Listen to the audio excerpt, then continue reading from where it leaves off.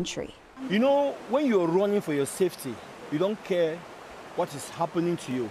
You don't care what is in front of you. Hi guys, welcome back to another video. In today's video, I'll be talking about something that is really bothering me. And when I watched the video, I was like, what is happening to us? What is happening to us? Hey, this video, when you watch it, please save some tears because you definitely shed tears. How can, oh my God, people that left Africa to go to America, you know, they always tell you that, you see this map, look at this map, look here, you just a few hours walk, you're already in America. Please, who is deceiving you guys like this? That passing through Columbus, or that Colombo, or that Colombia, all those things that people are watching, they are saying, please, you are risking your life. You are risking the life of your family. Look at this. Hey, I don't know what to say, but when I watched the video, I was like, oh God. So when you watch it, please share to all those travelers who want to. There are still people there taking roads. That even though they are showing the cemetery, showing everything, you don't see, but this one that are passing through Colombia into America is very short. It's not short. Nothing is short there. There's nothing short in any way. They'll tell you, I see the map. From Poland, you just cross, you're in Germany. There's no way like that. Look at Russia, look at Latvia, look, there's nothing. Please, don't let them come and deceive you. All these people that are running errands to make people travel. Don't fall for that trap.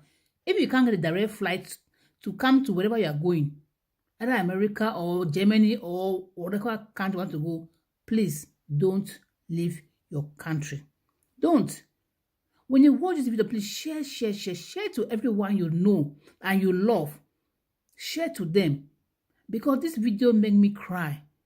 Share, please. Help me to share this video to all your loved ones. Because I know they want to still come to abroad. They are passing through desert. They are still passing. They think maybe Brazil is nearer to America. Canada is very short to America. Please, watch this video and share. Share to everyone that you know is in your contact. Share. Thank you guys so much for all my news. Thank you. For my returning ones, I welcome you all. You are so amazing. Bye-bye. Identified, fleeing a brutal conflict in his country. You know, when you're running for your safety, you don't care what is happening to you. You don't care what is in front of you. Life around the globe for refugees and migrants fleeing war, persecution, climate change, and economic misfortune routinely find themselves in great peril along migrant trails. Perhaps the most perilous path anywhere through the Darien Gap, a wild, lawless stretch that straddles Colombia and Panama. Last fall, before the pandemic and with the support of the Pulitzer Center, correspondent Nadia Drost and videographer Bruno Federico put themselves at great risk to bring us stories of people risking everything to make their ways north toward the U.S. And a warning, the images and accounts in this report may disturb some viewers. Where South America meets Central America lies one of the world's wildest jungles. It's roadless, lawless, and almost entirely uninhabited. Its name, the Darien Gap. Underneath the soaring jungle canopy, migrants from around the world risk death crossing the jungle in a desperate bid to reach the US and Canada.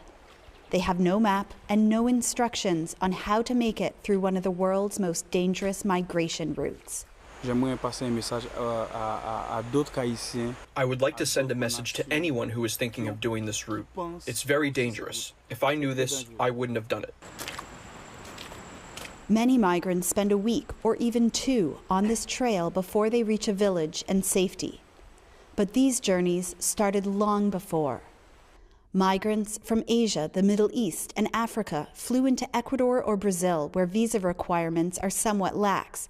Haitians also use this route as a springboard north.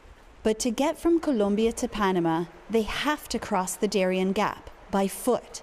It's the only missing 66-mile break in the Pan American Highway from the tip of Argentina up to Alaska.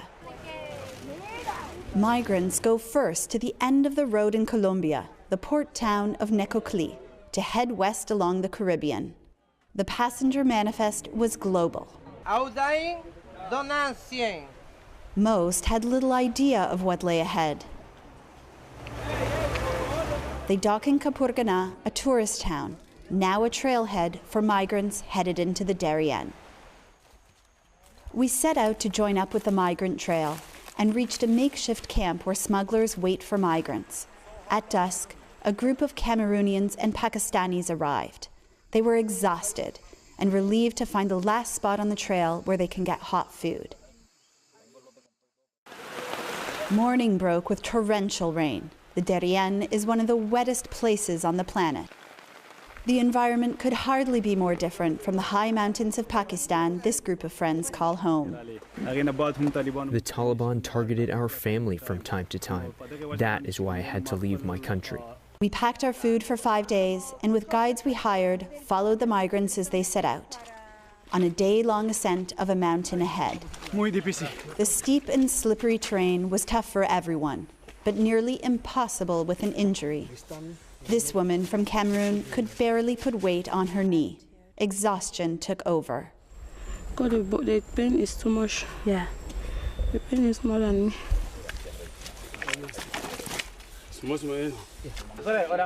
Up the mountain, the smuggler the Cameroonians and Pakistanis hired demanded payment. As we hiked, young men carrying square backpacks filled with bricks of cocaine passed us.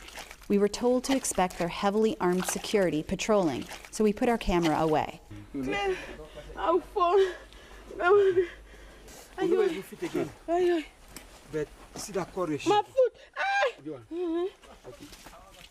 After a steep descent, the group made it to this river. They were almost out of food. Smugglers won't venture any farther into Panama, where they could face over a decade in prison if they're caught. This one, who didn't want his face shown, wished smugglers weren't prosecuted so they could help migrants safely complete their journey. I've had to see mothers who tell their children they can't go on, to give themselves up to God. For anyone who has a family or kids, that breaks your heart. Another smuggler, who can't be identified, told us he came across this migrant who had been injured and spent 2 weeks on this mountainside. He was only crawling like a child. It's common. Most people who injure themselves die because there's no help for them. From here on, migrants are on their own. The next morning, we came across George, a Cameroonian man. Injured, he had been left behind by his group. Then, forging ahead alone, he fell and dislocated his shoulder. Our guides popped it back into place. He was one of many Cameroonians on this trail who didn't want to be fully identified, fleeing a brutal conflict in his country. You know, when you're running for your safety, you don't care what is happening to you. You don't care what is in front of you. You just want to have a safe ground. Just like his group of friends had, we left him behind, hobbling onwards. The trail and riverbanks were littered with signs of desperation. Before long, a large group of Haitians and Sri Lankans appeared. Jean Delicat, a father of 2. It's been 6 days that we're walking without stopping. The children cry of hunger. There's no food. There's nothing. There was nothing else for them to do but try to go ahead. These Haitians had been living legally in Brazil or Chile. Among them were 6 children and 3 pregnant women. Dusk fell, and the Haitians made camp high above the river. It was hard to find wood dry enough to make a fire, and even harder to find food to cook. The night's catch, a few fish. Lying smugglers often tell migrants they're almost to their destination, which is why many, like Delicat, had already tossed their clothing and food. The bread are finished right now. I have nothing here. Nothing. Your Bible? My Bible. Yes, my Bible. And my book. Where'd you go?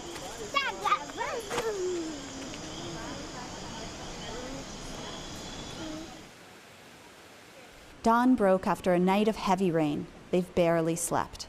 They are soaking wet. and very hungry, but in fact, we are stuck here for now. That's because overnight the rain made the river rise dramatically. It was too high to cross. The rivers often pull children from their parents' arms and sweep migrants to their death. Marooned, with unwelcome time to think, worries took over the Haitians, like Rosie Bantour. Sometimes I think that if I was not this poor, I wouldn't have got into this situation. The river level dropped and we finally set out again. Later, we were joined by 15 Bangladeshi men with nothing but the clothes they were wearing. They had been robbed 4 times on the trail of everything. A man we're calling Saeed because he's scared to be identified explained. A group of 5 to 7 mafias came to us. They pointed a gun towards us and took away our bags and everything. They left nothing for us. They even took away our food. The river was dangerously high, and we cut the day short and set up camp. The next morning, 8 migrants from Haiti and Ghana, who began the crossing with the Haitians but fell behind, suddenly showed up. Among them, a woman and her boyfriend from Haiti were robbed by bandits days earlier. One grabbed the boyfriend's arm, threatening to cut it with a machete. Charlie Pierre from Haiti helped tell us what happened. After, the thief said, "Go off and leave the woman behind." And so he's walking, but looking behind, and sees these guys lowering his wife's underwear. One of the men assaulted her, penetrating her intimate parts with his fingers, looking for dollar bills they suspect migrants of hiding. Later, we heard many stories of this and other abuse on the trail.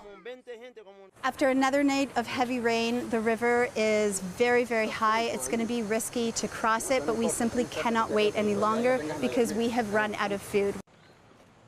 Pierre found a pregnant Haitian woman he had been searching for, and we got on our way, trying to sidestep the river. After 8 days on the trail, Rosina Boateng's family from Ghana had run out of food. Because when is it going to finish? The hope, I lost hope. I even lost hope. Stomachs were empty, legs were quivering.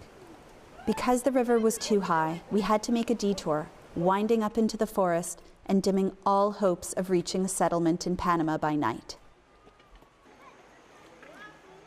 The next day, minds were racing with one question: will we make it out of here? There were foreboding reminders of those who did not. But these migrants joined the legions of survivors crossing the Darien Gap. As the river opened up, a driver and his outboard canoe appeared. We were on our way, finally, to a village. This night, the group made its way out of the Darien Gap, but the rest of their journey is as opaque as the black waters ahead. From the Darien Gap in Panama, reporting with Bruno Federico, I'm Nadia Drost for the PBS NewsHour. Just incredible reporting. And tomorrow, Nadia will report on the uneasy waiting game in Panama for the migrants who make it through the Darien Gap.